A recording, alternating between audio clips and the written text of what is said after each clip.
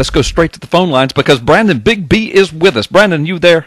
Man, I am here. How you doing this afternoon? I'm doing great. I wish you could be in the studio with us. I know you're on the road a lot, but thank you for taking time to call in. You've got some amazing stuff to share with us. I know you want to talk about the Muslim Brotherhood and Department of Homeland Security and this amazing quote from Obama. I know you also have an unbelievable update on the Fuddy connection to a cult in which Barack Obama's mother was involved. I mean, all of this stuff. I'm going to shut up and you talk about whatever you want. Just go through it all. You've got tons of fans out there waiting to hear everything you say. We've got one little break between now and the end of the show, so you just go for it, my man.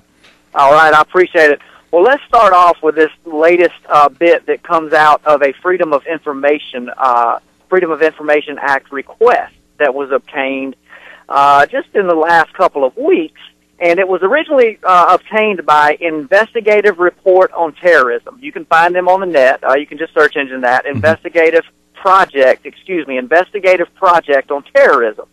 And they were able to get, through this Freedom of Information Act request, some information documenting that Mohammed Morsi, as well as, now if you'll remember, he eventually won, apparently, the presidency of Egypt as the Muslim Brotherhood candidate. Yeah, I remember. He's since then been ousted by the military there, and who knows what's going on in Egypt. But Mohammed Morsi and his entourage, I'm going to call them, one of which, his entourage, had currently been investigated inside the United States on child pornography charges. In 2011, before Morsi was elected president of Egypt. So just think now, this guy has no status as a world leader at this time. He and his entourage are given special treatment at 3 different airports in the United States: Minneapolis Airport, New York's JFK, and Dulles Airport. They were told, the TSA at all 3 of those airports were told by DHS, the Department of Homeland Security, quote, that these men were, quote, not to be pulled into secondary upon arrival at a point of entry. In other words, let them come in, go to their planes, get them around the checkpoints. Don't make them go through what you and I that live in this country and have no intention of performing terrorist acts have to go through. Unbelievable. You and I both flew just this week. Yes, we did. You went one way and I went the other. Yeah, same day, but different directions, different airlines, all that kind of good stuff. Now, I have to say, I have never personally been harassed by TSA at the airport. Nor have I. I have seen it happen. I witnessed it this week at a small degree. As I was coming back into the Dallas airport, headed back to New Orleans this week, I witnessed a young lady, probably late 20s, early 30s, a very attractive young lady get pulled out of line. I don't know the reason, but I just kind of watched after I went through screening, and she went through, they pulled her to the side, patted her down, rubbed down all her clothes. It was, in fact, a female officer that did all this, but I just got to tell you, I wouldn't want to have it done to me, much less right there in front of hundreds of people coming through the line. You wouldn't want it done to your wife. That's exactly right. And then you hear these horror stories of basically rape in the TSA line. And they're documented. We see the videos come up on the Internet, and they're pulling little kids into screening rooms. Just terrible things that I'm going to tell you would not happen to me or my wife or son. Right. So just think about this, folks. Muslim Brotherhood members.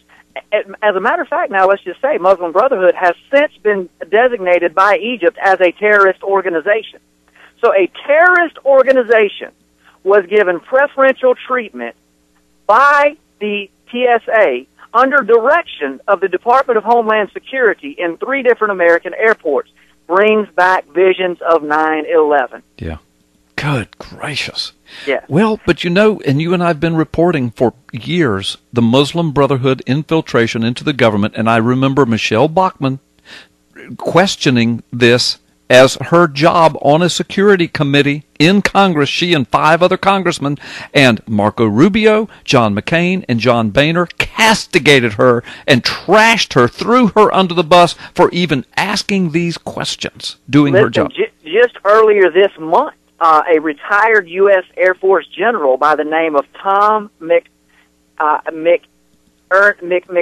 I'm sorry if I'm pronouncing that wrong, he said, quote, at least 10 or 15 Muslim Brotherhood sympathizers are working in our State Department. Yeah.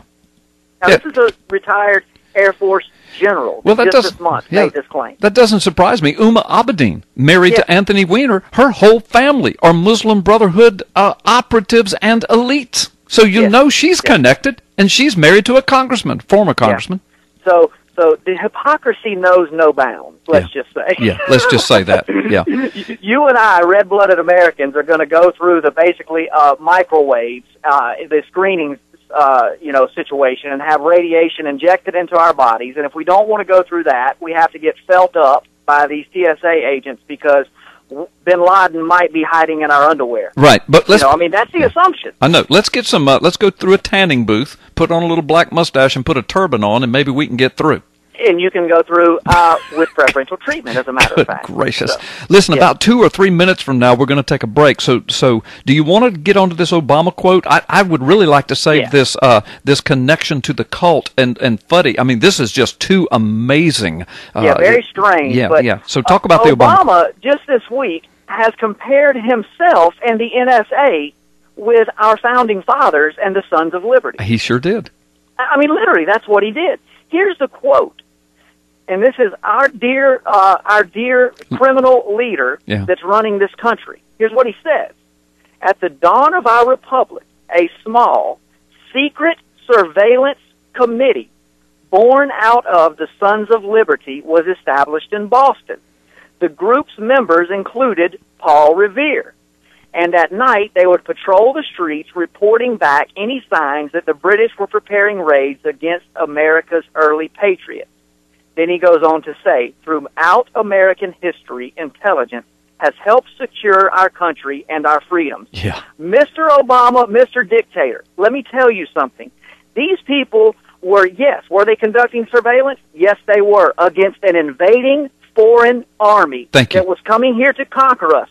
So maybe we, the people, should conduct surveillance on the invading criminals that have taken over our government, not the other way around. And Big B, let me remind you, you know this, but I want to say this. They were conducting surveillance against an invading foreign army, but that invading foreign army happened to be the current standing government of their day. Yes. You understand? So they were conducting surveillance on their government because their government had gone rogue on them. Listen, our military has put out manuals and documents within the last several months stating that our founding fathers would have been listed as terrorists. Yeah, they would have. Just search engine that. Founding fathers listed as terrorists. Type that in if you're sitting in front of a computer if you think I'm nuts. Yeah. That was in military manuals put out by our government. Yeah. And here the president basically says Paul Revere would have worked for the NSA. Yeah. He also went on to say that the NSA are nothing more than our friends and neighbors. Yeah, our friends and neighbors. Let me tell you something, brother. They ain't my friends. One of them might be my neighbor. I don't really have any neighbors, but they are not my friends, I can guarantee you. I heard you. I hear you, my man. I hear you. Listen, let's do this. Let's take a break because when we come back, Brandon Big B has some amazing revelations about Fuddy, what happened to her on that plane crash, but connections to her and Obama's mother. They used to belong to a cult group together. And Fuddy was hired by the Department of Health just in time to release the birth certificate. This is amazing stuff. And you're not going to hear it anywhere else. Brandon Big B will bring it up and serve it on your plate in just a moment. We'll be right back.